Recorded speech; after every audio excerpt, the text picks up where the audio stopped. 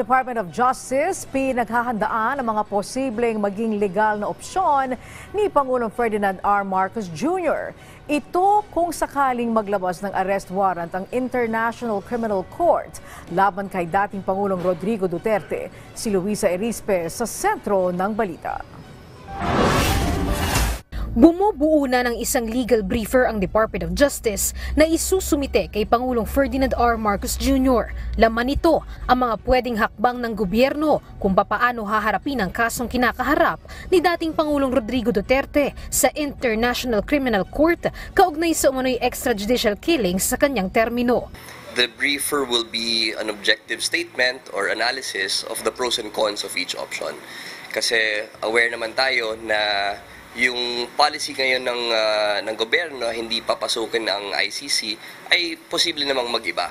So it will have to be a very objective briefer para malaman ni Presidente kung paano siya gagalaw. Kasama din sa laman ng briefer kung ano ang posibleng maging direktiba ni Pangulong Marcos sakali mang maglabas na ng warrant of arrest ang ICC laban kay Duterte at sa iba pang sangkot sa kaso. At kabilang din sa briefer kung dapat bang bumalik ang Pilipinas sa pagiging miyembro ng Rome Statute. Issue kasi dun sa warrant of arrest, yung information na galing po kay former Senator Trillanes, kasama na po talaga yon sa pinapag-aralan ng DOJ. So from the legalities, yung possible re-entry natin into the Rome Statute, all of these were already indicated there to begin with.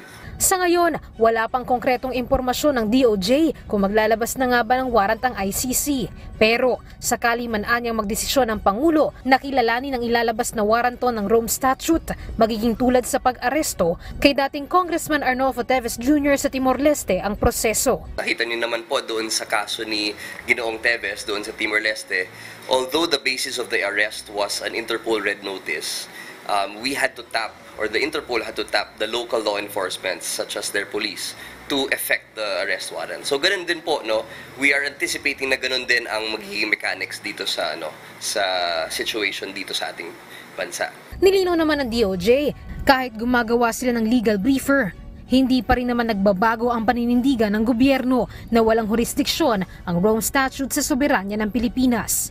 Ito rin naman ang sinabi ni Solicitor General Minardo Guevara. Anya, na kay Pangulong Marcos ang bola hanggat para sa punong ehekutibo walang jurisdiksyon ng ICC sa bansa, hindi kikilalanin ng kahit anong sangay ng gobyerno ang hakbang ng ICC. Pero para naman sa political analyst na si Professor Antonio Contreras, tama lang na manindigan pa rin ang Pilipinas na walang jurisdiksyon ng ICC sa bansa.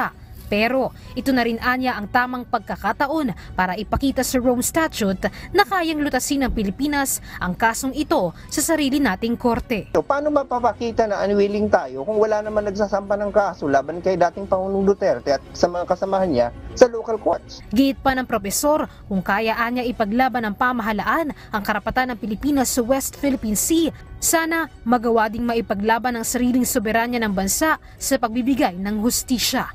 Luisa Erispe para sa Pambansang TV sa Bagong Pilipinas.